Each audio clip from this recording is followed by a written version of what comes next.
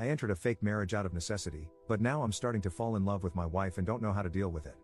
Posted by you/Spate. This is all a very complicated and sad situation.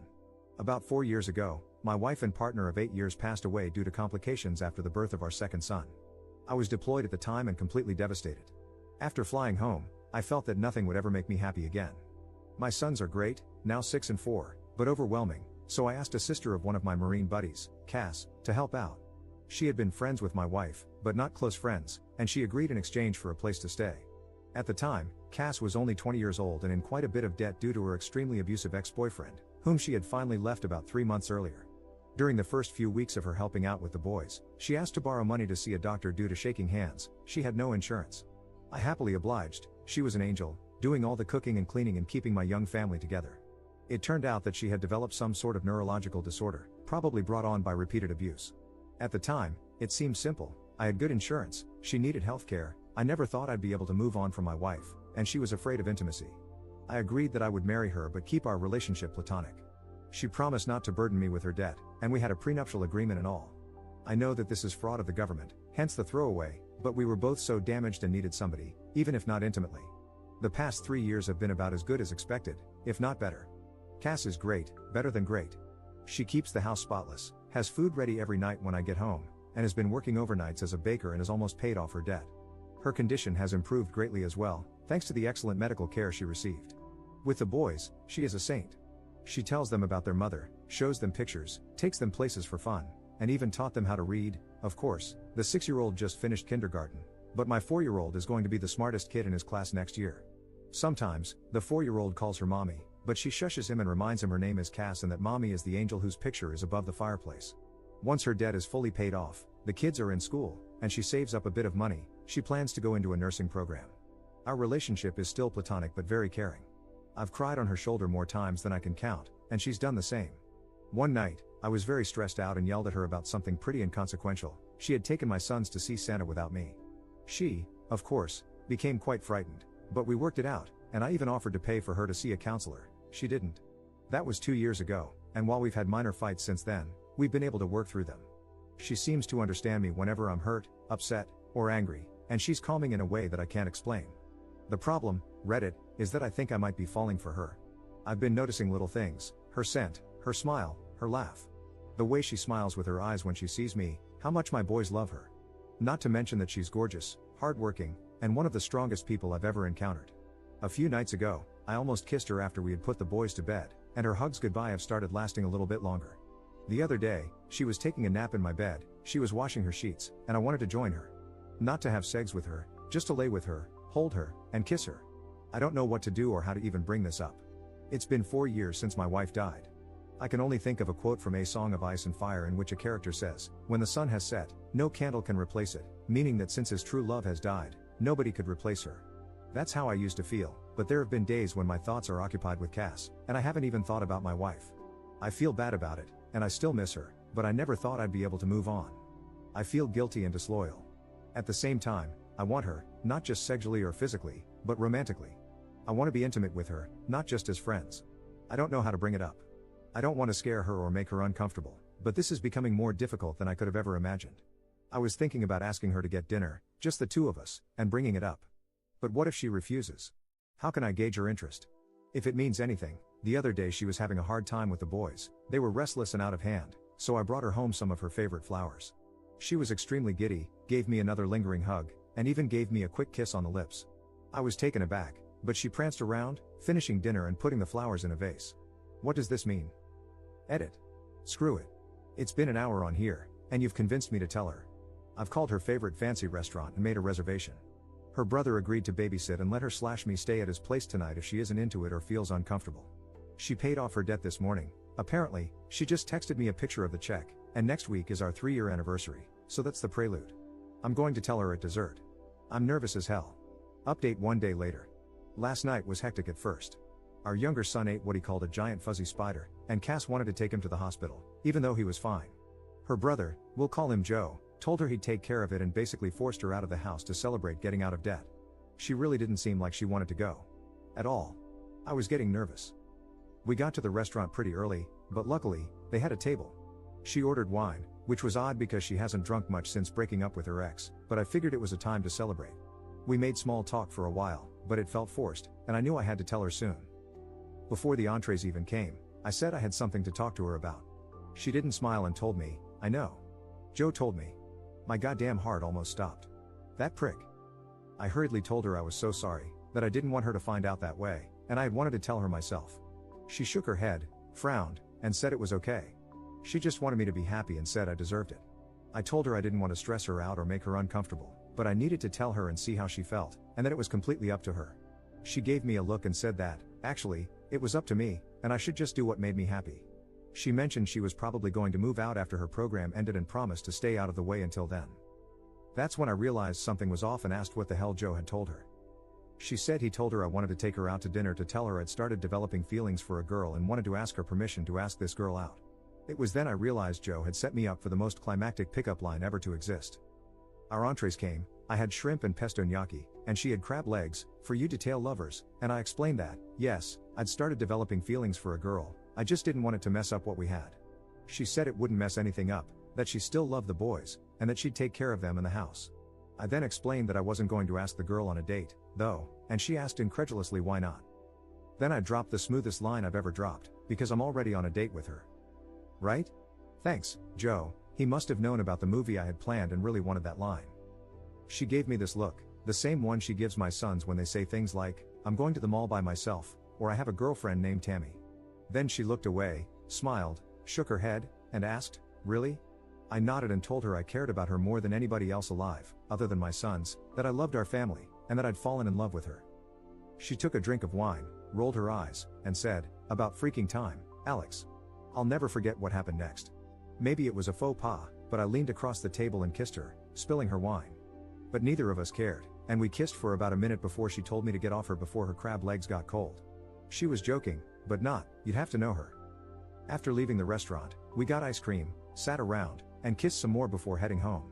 Joe was sitting on our couch watching one of those VH1 dating shows with a crap-eating grin on his face. Cass ran in, screaming at him that he ruined everything and that she was going to have to move in with mom now. We let him believe it for about 5 seconds before bursting into laughter. He shook my hand, told me the boys were sleeping, and left. I picked Cass up, kissed her, and carried her to my room, where we, well, made out for like 2 hours and snuggled the hell out of each other. She isn't ready for anything else but emphasized yet. I'll give her all the time in the world. At one point, the youngest came in because of a nightmare and brought his dog, a golden retriever puppy, claiming the doggy was scared. So, of course, we let him in. I woke up early to make everyone breakfast, and, of course, deliver it, and am about to go kiss my wife goodbye before asking my boss for the second half of the day off to spend more time with her while the boys are at school and preschool. Sorry I haven't replied to everything, I was a little busy, but thank you all for the support. Second update 2 months later. Hey everybody. I hope your workday is going well. My day has been crazy, but everything has been going wonderfully lately. It was somewhat strange at first explaining it to our friends and family, but most of them had already caught on, including my sons, who act as if nothing has changed. I'm pretty sure the little buggers knew the entire time. Anyway, last night I came home, and Cass was out of it. Dinner was burnt, which is no big deal, I can't cook well either, but it's out of character, and she was drinking lightly, only 1 or 2 glasses of wine. I asked her what was wrong, obviously concerned, and she told me that her ex-boyfriend, 30M, got parole last week. I was flabbergasted, as she should have been able to testify at his parole hearing, I believe. Apparently, the crime for which he was incarcerated was unrelated to the abuse, which I had always assumed was the reason, but Cass had been one, assured it would put him away for at least a decade, and 2, far too afraid to testify against him or press charges. Apparently, he'd been arrested for this felony, and while he was being held, he asked her to post bail. Instead, she asked my first wife for help moving out and moving on. I don't know what to do. I don't think we have any legal way to put him back in prison. She knows she should have gone to the police and feels guilt-ridden and upset about it now. I know she's going to be safe because if he tries to contact her, I'll take legal action to ensure he doesn't come near her. I've taken off work today, but I've promised that even when I go back, I'll have my buddies stopping by throughout the day. But I don't know how to make her feel safe. I've contacted my lawyer about filing a restraining order, and he said it shouldn't be too hard, but she's a mess. I just don't know how to make her believe that she's safe. I doubt this piece of crap will come around, but I know what I'll do if he tries. Third update 1 year 3 months later. Hey Reddit. First of all, I'd like to apologize for not keeping you guys updated. I've honestly just been pretty occupied with life lately. Last night, I had trouble sleeping. I was browsing the internet when an article about Reddit popped up, And I thought, I wonder how those nice people are doing. Then I signed in and realized that a lot of you really care about how my life is going with Cass. The answer is, pretty well now. Things got tough for a while when her ex was released from prison last year, though. She was so afraid that he'd contact her. Until he did. I remember that night like it was 5 minutes ago. Somebody rang our doorbell, and the oldest son answered. He asked for Cass. She told the boys to go upstairs, gave me a look, and I knew. But she didn't look scared. The crapstain apologized, begged for forgiveness, and asked for a second chance. She was so brave. I wanted to kill him, but she told him no and asked him to leave. He did, and he tried to contact her a few more times before we got an order of protection against him. Last I heard, he moved upstate to live with his dad or something. Around this time, her brother Joe also got into a really bad car accident and ended up having to move in with us for a while. He's a great guy and one of my best friends, so we didn't mind, but it was a stressful time. About 7 months ago, we finally, consummated our marriage, I guess you could say. The boys are doing great and are really happy. Cass got a pretty good job, although I think she's working too much overtime, and loves it. We're expecting our first child in February and couldn't be more excited. You could say that life is pretty good. Fourth update 7 months later. It's a girl.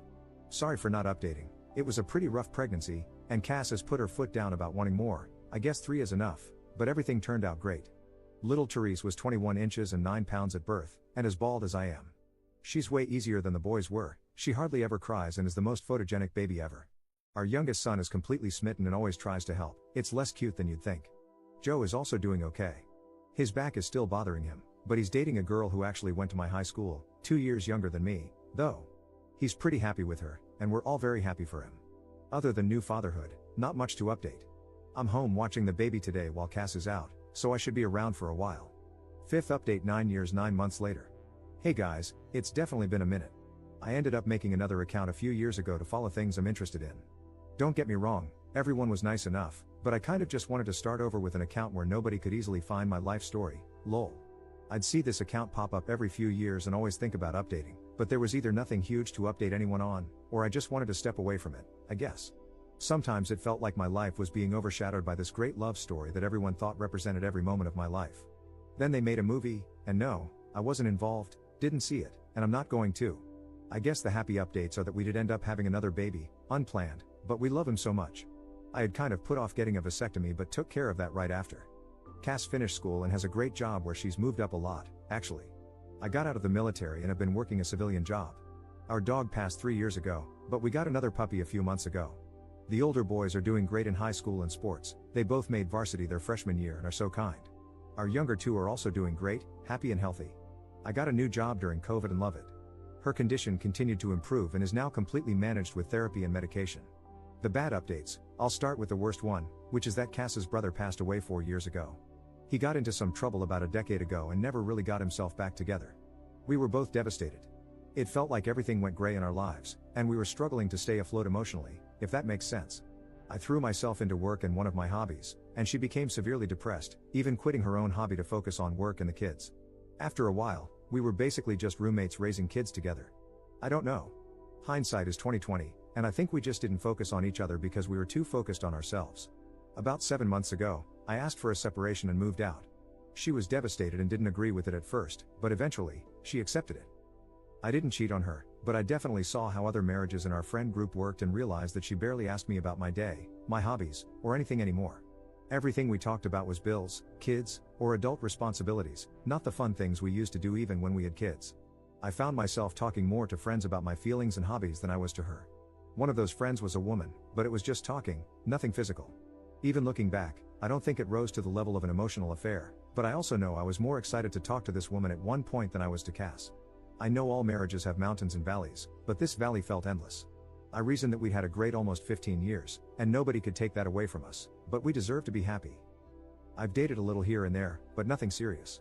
My 2 older boys stopped talking to me when we separated and wouldn't come over. I know Cass has tried to encourage them to visit, but they're stubborn. I think they blame me. She says she hasn't told them anything, but I don't know. The younger ones were coming over every other weekend and whenever I asked them to. Around September, I realized I'd made a huge mistake. Unfortunately, around that same time, I found out she'd started seeing someone else, a woman she used to work with. I felt like I'd completely ruined my life and went to a dark place. I was drinking a lot, both alone and at bars when I didn't have my kids. There were a few incidents where we fought, really fought. Sometimes she wouldn't let me talk to the kids, saying she knew I'd been drinking, which hadn't been an issue when we were together. I got mad and said some things I now regret. I quit drinking around the holidays, about a week before Christmas. It was hard with all the parties, but I'm glad I did. Since then, I've been asking for more time with the kids and trying to reach out to my older two. Now, my younger kids come over almost half the time, and my second oldest sometimes joins them. The oldest was nice to me when I came over for the holidays, but he doesn't answer my calls or texts. The kids and I are all in individual therapy. I'm not sure where to go from here. I asked Cass if she wanted me to take the kids for Valentine's Day, but she said she didn't have plans. She ended things with her girlfriend a few weeks ago. I kind of joked that we could hang out since we'd both be alone, but I don't think she realized I was serious. I was, and still am. I can see things more clearly now that I've been sober for a month. Not 100%, but I know I wasn't a full-blown alcoholic. Still, binge drinking is just as bad. I'll have 1 or 2 beers socially now, but no more, and I never drink alone. There's no alcohol in my apartment. The reason I don't know where to go from here is that she's so happy right now.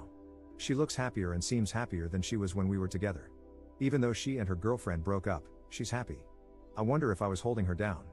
A few months ago, she told me she wasn't interested in divorcing, or at least, she wasn't going to file. She said she'd appreciate a heads up if I did because she'd want to work with me. I don't want to get divorced. I don't want to be separated. I don't want to live in this stupid apartment anymore without my kids or my wife. I don't think it's an easy fix where I can just take her out to dinner and tell her how I feel. I've thought about asking her to join a therapy session with me, or even suggesting couples counseling, but every time I want to ask, I hesitate. I guess I'm afraid of her saying no. Now that she's single and I'm sober, I think she'd be more likely to say yes, but if she doesn't, I'd be crushed.